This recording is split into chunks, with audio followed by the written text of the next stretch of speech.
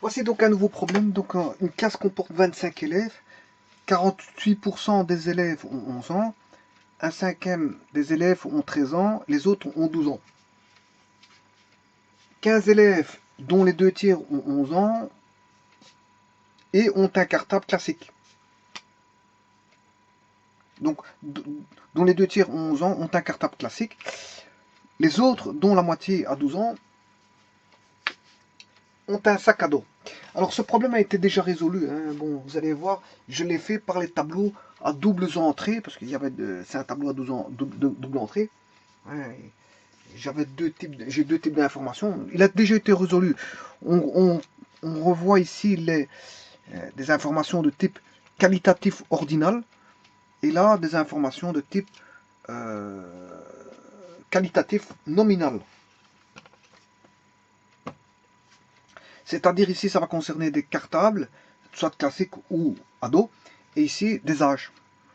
Qualitatif ordinal, ce sont des âges qui peuvent être classés par ordre. Et donc, il n'y a aucun calcul à faire avec les âges ici. Ni ici, il n'y a pas de calcul à faire avec les sacs, puisque c'est du qualitatif. Contrairement ici, on a du quantitatif discret, c'est-à-dire qui concerne valeur. Contrairement au quantitatif euh, continu, où là, ce sont des classes. C'est une classe, hein. Ouais, c'est un intervalle. Ici, c'est pas un intervalle, ce sont des nombres. C'est juste qu'ici, on a une fraction qui a un pourcentage, donc est mise sur 100, une fraction mise sur 100. Là, on a une fraction tout court. Voilà. Et puis, il faut déduire le restant. Là, on a encore une fraction. Et on a un référentiel total qui comporte 25 élèves. Alors, la méthode numéro 1, je l'ai faite en vidéo. J'ai structuré par ce qu'on appelle un tableau à double entrée qui est la meilleure manière de représenter et de structurer des données. La meilleure structure de données est celle en tableau. Et c'est pas pour rien que l'informatique utilise cette notion de tableau, je veux dire, à outrance. Outrance. Ce n'est que ça. L'informatique traite énormément de données via voilà, une unité cellulaire, les unités cellulaires. Parce que je vous rappelle que l'informatique, une fois qu'elle sait traiter une lettre, c'est-à-dire une lettre qui est un octet, hein, 8 bits, 8 bits qui est une succession de 0 et de 1, eh bien, si vous avez un caractère, vous pouvez faire un ensemble de caractères qu'on appelle le mot. Et si vous savez faire un mot, avec l'informatique, vous savez faire du texte. Et donc, toute unité informatique, que ce soit lettre ou encore mots ou texte, sont stockés dans une unité cellulaire, soit de mémoire de stockage, que sont, enfin des mémoires de stockage qui sont des mémoires de stockage, je veux dire temporaires ou permanentes, c'est-à-dire que sont les mémoires diverses, diverses mémoires. De toute façon, c'est toujours au travers d'unités cellulaires, et la plus petite unité cellulaire est le bit. Et bien sûr, on construit des unités de 8 bits, 16 bits, 32, 32 bits, 64 bits, etc. Voilà. Et par multiple de ces unités-là. Par multiple de ces unités-là. Et donc on a des structures cellulaires. Et donc on comprend que si la mémoire est elle-même déjà cellulaire, et si les unités de stockage sont cellulaires, hein, parce que l'information, il faut bien qu'elle se positionne quelque part, c'est dans une localisation, par exemple sur un disque dur, on le localise bien quelque part, mais c'est stocké, je veux dire, euh,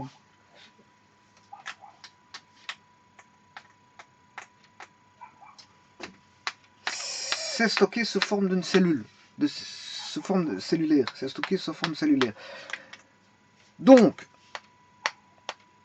ici, on comprend que l'informatique utilise à outrance, je veux dire, la structure de données cellulaire et donc de tableaux. Et donc on peut voir tous les jours au niveau des sites internet les structures cellulaires. Au niveau des fenêtrages, ce sont des structures cellulaires. Et voilà.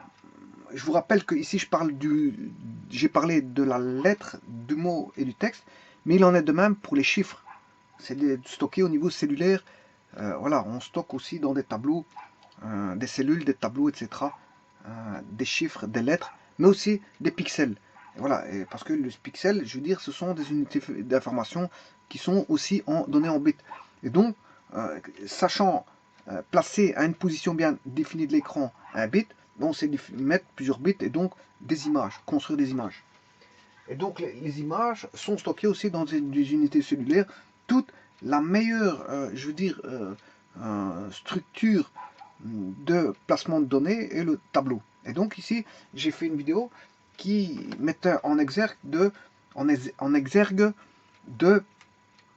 placer ces informations-là brutes, bien sûr avec des valeurs quantifiables, donc où va se dérouler des calculs, hein, on aura des calculs sur ça, mais pas sur ça, eh bien, on va placer des valeurs qui sont brutes, mais aussi calculées. C'est ça que je veux dire. Donc, on va passer des données brutes telles que des informations quelconques, de dessins, de valeurs, des informations brutes. Voilà, elles peuvent avoir une relation comme ils ne peuvent ne pas forcément avoir de relation. Je peux faire mettre dans un tableau et mettre des images dans un tableau d'images, quoique la relation du tableau serait le stockage d'images. Oui, ça y a une relation. Ça comporte toutes des images. Mais je voudrais dire que si je mets des images, je mets des images de tout et n'importe quoi. Voilà, donc je stockerai dans un tableau des images de tout et n'importe quoi. Une vache, je sais pas moi, une statue, voilà, la photo d'un, je sais pas moi. Parce que si je mets une loutre, vous allez me dire, ouais, mais j'ai mis une vache et une loutre, c'est des animaux. Ouais, bon, vous allez établir une relation. C'est vrai qu'on peut toujours établir des relations sur tout n'importe quoi, même s'ils n'ont rien à voir là-dessus. Hein. Donc, sachez qu'un tableau, on peut mettre des données brutes ou des données, je veux dire, qui sont en relation. C'est ça que je veux dire. Quoique les données brutes, vous pouvez toujours trouver une relation. Hein. Voilà, c'est ça que je vous dis. Le problème, c'est que même si elles n'ont pas une relation, je peux vous trouver malgré tout une relation. C'est ça le concept de correspondance. Ouais, c'est discutable. J'avais fait une vidéo là-dessus. On peut toujours, malgré que si je peux prendre n'importe quoi, dans ce n'importe quoi, je peux trouver quelque chose qui va qui lie c'est n'importe quoi. Voilà. Bon, enfin bref. Là n'est pas la question. Là, c'est en fait, on va dire, c'est du traitement logique. Donc, avec, vous voyez, quand je dis donc, quand je dis parmi, donc, etc. Donc, il y a le mot donc, le mot donc avec C à la fin, et le mot don avec T, le mot parmi, ouais, c'est toutes des notions ensemblistes, hein, des notions de logique, de notions ensemblistes. Et je rappelle que dans les notions ensemblistes, on voit les intersections d'ensemble, les unions, les cardinales d'ensemble, les différences symétriques, mais il y a aussi en logique, comme on est en notions ensemblistes font partie de la logique, hein, parce que c'est une des façons de représentation, c'est bon, ce sont les ensembles. Et donc, quand on a la théorie des ensembles, on a aussi la théorie des connecteurs, des implications, des déductions, des logiques, voilà, des axiomes, des démonstrations, et tout là, parce que bon, voilà. Et là, c'est une partie de la logique, donc je peux faire intervenir les notions ensemblistes. Et comme j'avais fait une vidéo qui traitait des tableaux, mais ici, je vais changer de cap pour voir une autre manière de faire. Et cette autre manière de faire, c'est les notions ensemblistes. Donc ici, qu'est-ce que je vais faire? J'ai l'âge qui est une notion de l'âge qui est du camp qualitatif ordinal. Donc il y a trois âges. Et on ne peut pas avoir en même temps 11 ans et 12 ans et en même temps 13 ans. Bon, dans le tableau, j'avais structuré au niveau d'un certain ordre. Ici, il n'y a pas d'ordre. Hein. Bon, je vais placer les élèves de 11 ans ici, les élèves de 12 ans ici. Oui, ici, je vais mettre les élèves de 11 ans. Là, les élèves de... C'est l'ensemble des élèves de 12 ans. Et là, les élèves de 13 ans. Et vous voyez qu'il n'y a aucun rapport entre 11 ans, 12 ans et 13 ans. Il n'y a aucun rapport. Voilà. Et ça, c'est pour le qualitatif ordinal, qui est les âges. Structuration sous forme d'ensemble des âges. Donc 11, 12 et 13 ans. Alors, maintenant, vous comprendrez que une classe comporte 25 élèves, mais c'est des élèves de 11, 12 et 13 ans. Donc, le total fait 25. Donc, la réunion de tous donne encore un ensemble. Voilà. Donne un ensemble. Ça, c'est l'ensemble des élèves de la classe. Alors maintenant, je vais placer la deuxième l'autre ensemble. Ici, il y a déjà 4 ensembles. Hein. J'ai l'ensemble ici, l'ensemble là, l'ensemble total. Et je vais prendre cette fois-ci ceux qui ont un cartable classique et ceux qui ont un cartable ado. Alors, le cartable classique, je choisis mon ensemble, cartable classique, je vais le positionner comme ceci.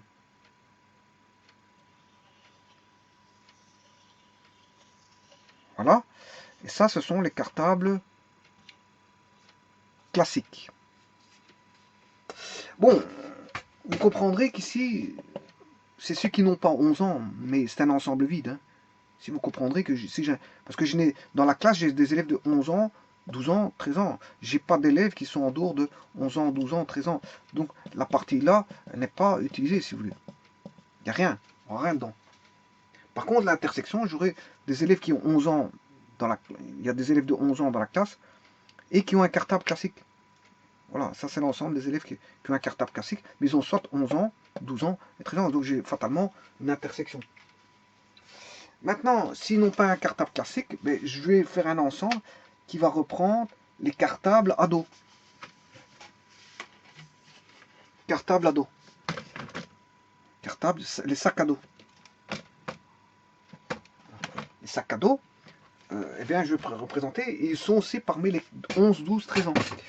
Donc, je vais prendre un ensemble qui va faire ceci. Voilà.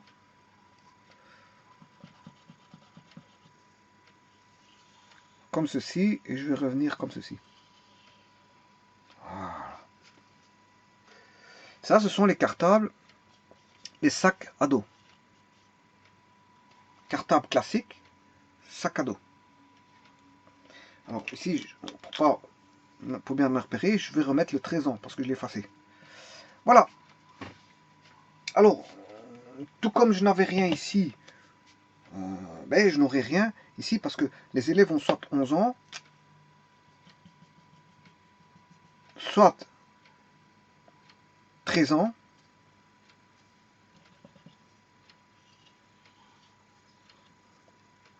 soit 12 ans. Mais entre eux, il n'y a rien. Là, il n'y a rien. Là, il n'y a rien. C'est un ensemble vide. Voilà. Alors, je dirais même plus. Maintenant, je vais fixer vraiment mon ensemble vide. Réellement, où est cet ensemble vide?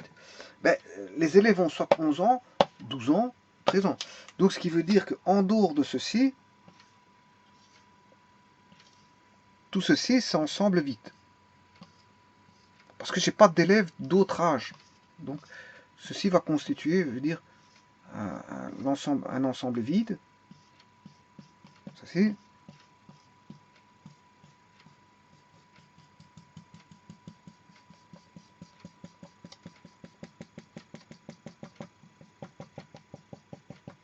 Alors, ceci, c'est mon ensemble vide.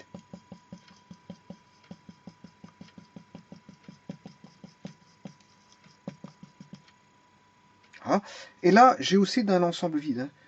Hein. Ici, cette zone-là est aussi ensemble vide. Cette zone-là est aussi ensemble vide. Voilà. Maintenant, je vais compléter les zones qui ne sont pas ensemble vide. Bon, mais pour ça, reprenons l'énoncé. Et on sait bien que... Bon, il faut que je vais mettre en rouge les valeurs. On a 25 élèves au total. Donc, ce qui veut dire, le total ici des élèves, de l'ensemble des élèves, fait le cardinal de E, fait 25. J'ai 25 élèves. Voilà. Maintenant, 48% des élèves ont 11 ans. Ça veut dire 48% de... Je ne vais pas faire de calcul, je l'ai déjà fait une fois. Voilà, vous faites 48 fois 25 divisé par 100. 25%, c'est un quart. 48 divisé par 4, ça fait 48 divisé par 2, ça fait 24. 24 divisé par 2, 12. Vous avez 12 élèves de 11 ans. 12 élèves ont 11 ans. 12 élèves ont 11 ans. Donc, ici, je vais mettre 12 élèves ont 11 ans. Ce qui veut dire que ici, j'ai l'ensemble des élèves de 11 ans fait 12.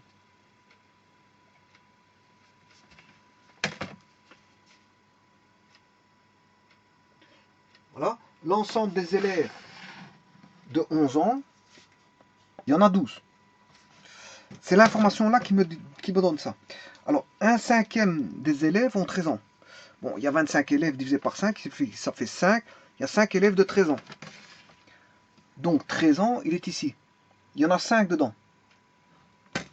Cardinal des élèves de 13 ans fait 5. Je vais le mettre ici. Voilà, j'en ai 5. Maintenant, sachant que j'ai 25 élèves au total, que j'ai 12 élèves de 11 ans, 5 élèves de 13 ans, mais le complémentaire fait qu'on a 5 plus 12, ça fait 17, 25 moins 17, le complémentaire de 25 à 25 de 17 fait 25 moins 17. 25 moins 5, 20, moins 12, 25 moins 5, 20, moins 12, ça fait 8. Donc j'ai 8 élèves de 12 ans. 12 élèves de 11 ans, 12 élèves de 11 ans, 5 élèves de 13 ans et 8 élèves de 12 ans. Donc, je sais déjà déterminer ça. Alors maintenant, que me dit l'information suivante, les autres ont 12 ans, donc ça j'ai traité. J'ai déjà traité. Les autres ont 12 ans, bon, ça vient de fait. Il n'y a pas besoin de cette information-là, ça vient de fait. Logiquement, si on a ces deux-ci, fatalement, les autres, c'est soit composé de 11, 12, 13 ans, donc fatalement, si c'est 11, 12, 13 ans, mais les autres, fatalement, ils ont 12 ans. Donc c'est le complémentaire. Donc on peut se rendre compte que cette information-là n'est pas, je veux dire,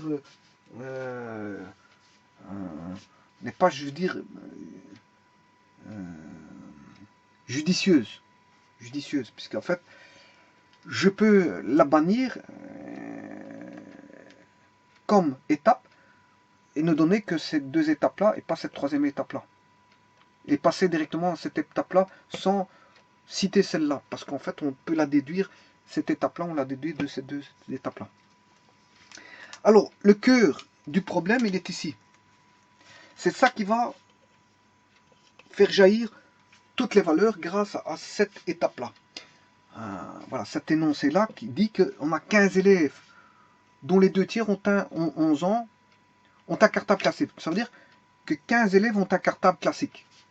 Bon, on va mettre ça. 15 élèves ont un cartable classique. Donc, cartable classique, je vous rappelle, c'est le rouge. Là, on retrouve 15 élèves. Cardinal des cartables classiques, et je vais reprendre un marqueur parce que c'est vrai que mon rouge ici ne fonctionne pas très bien. Donc, je vais...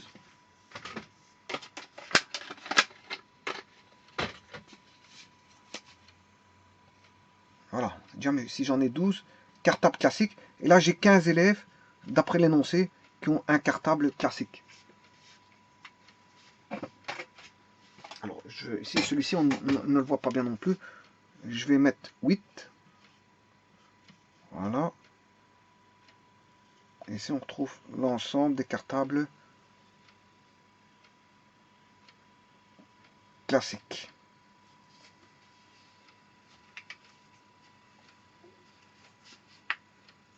Alors, continuons notre raisonnement. On a 15 qui ont un cartable classique.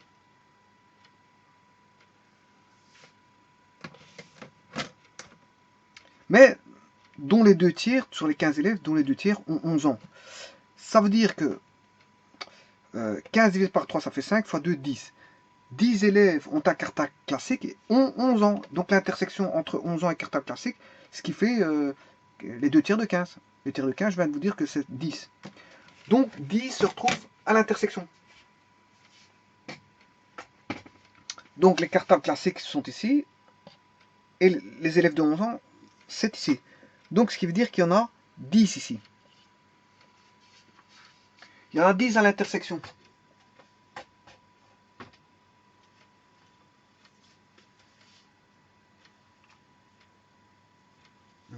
Alors maintenant, comme j'en ai 10 ici, à l'intersection, et que j'en ai 12 ici, 12 élèves, ça veut dire que j'ai 10 élèves qui ont un cartable classique, et 2 qui ont un sac à dos.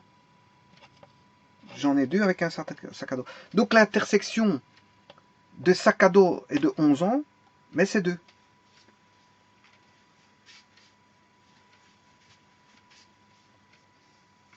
Maintenant, si on suit encore le raisonnement ici,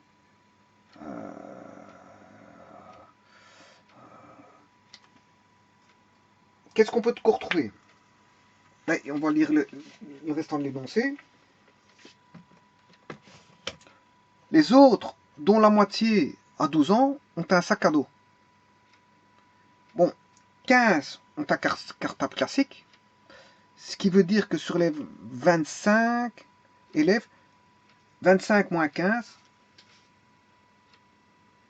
j'ai 10 élèves. Euh,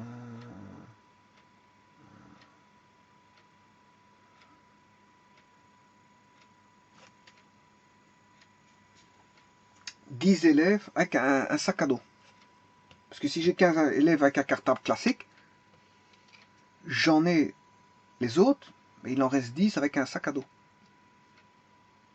Voilà. Donc sac à dos, le sac à dos, il est ici, c'est l'ensemble en vert ici. Là, j'en ai 10. Et là, on a bien 10 sacs à dos plus 15 cartables classiques, parce que tout le monde a un sac, hein, ce qui fait bien 25 élèves. Tous les élèves ont un sac, bien sûr.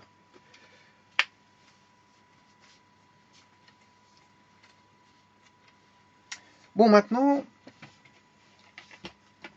on dit que les autres, c'est-à-dire 10, les autres, dont la moitié à 12 ans, ont un sac à dos.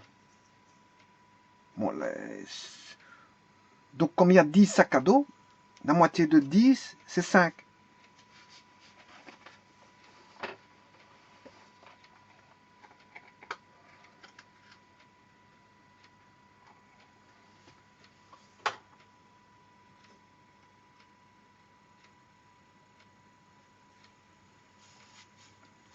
C'est 5. Donc on a 5 élèves qui ont 12 ans et un sac à dos.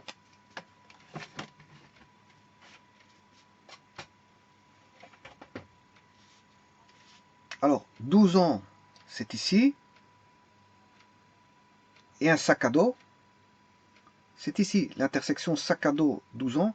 Et il y en a 5.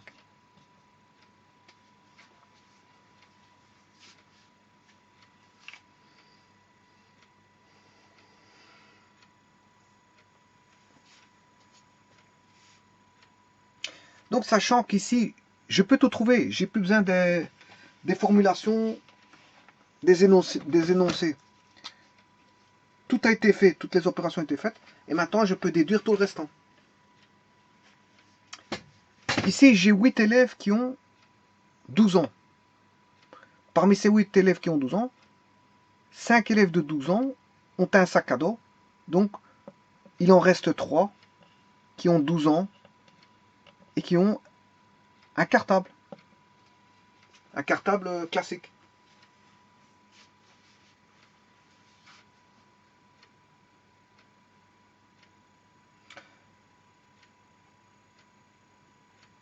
Maintenant, je sais trouver ici, j'ai 15 cartables classiques.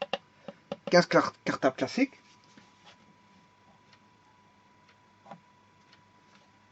J'ai 15 cartables classiques. J'en ai 10 ici, 3 ici, ce qui fait 13. 15 cartables classiques, 10 qui sont partagés par des élèves de 11 ans et 3 élèves qui ont des cartables classiques parmi les 12 ans. Donc je sais bien que le référentiel ici des cartables classiques fait 15. Comme j'en ai 10 ici et 3 là, ce qui fait 13, le complément ça fait 2. Donc il y a 2 élèves qui ont un cartable classique et qui ont 13 ans. Donc j'ai trouvé tous les âges pour le cartable classique, la répartition voilà, du nombre d'élèves qui répertoriés par âge qui ont un cartable classique. Il me reste à répertorier et j'ai répertorié aussi le nombre d'élèves, parce que le nombre d'élèves c'est 10, 12, 2 qui ont un sac à dos, 10 un cartable classique, parmi 11 ans. Là, parmi 12 ans, j'ai 8 élèves au total, dont 3 ont un cartable classique et 5 un cartable ado. Et il ne reste plus qu'ici, hein, le référentiel ici, il fait 5 élèves au total. J'ai 5 élèves parmi les 13 ans. Voilà. Mais je sais bien que j'en ai 2. Oui, ici il y a quelque chose. Ouais.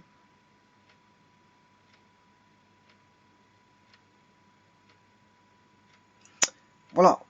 Ici j'en ai 2.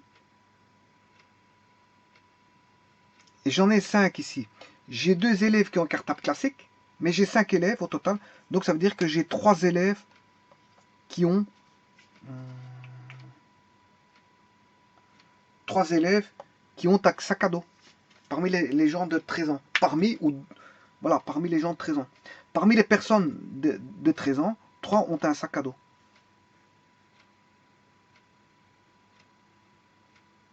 Parmi les personnes de 12 ans, 3 ont un cartable classique et 5 un sac à dos. Parmi les personnes de 13 ans, 2 ont un cartable classique et 3 un sac à dos. Parmi les personnes de 11 ans, 2 ont un sac à dos et 10 un cartable classique. On a tout trouvé. Alors maintenant, je dois assurer ce qui n'est pas pris. Bon, vous voyez que j'ai utilisé le mot parmi. Parmi, hein. Voilà, je peux utiliser, par exemple, un autre mot qui est dont. 3 cartables classiques.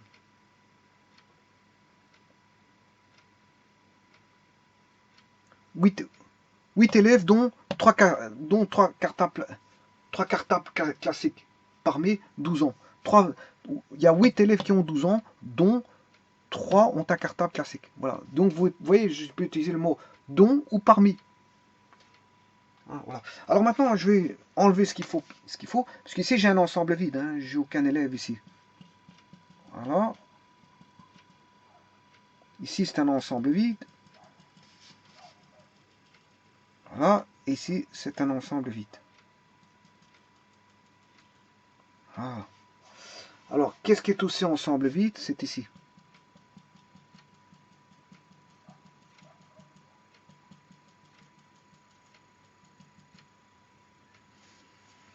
Voilà, et la solution est formulée de cette façon-là.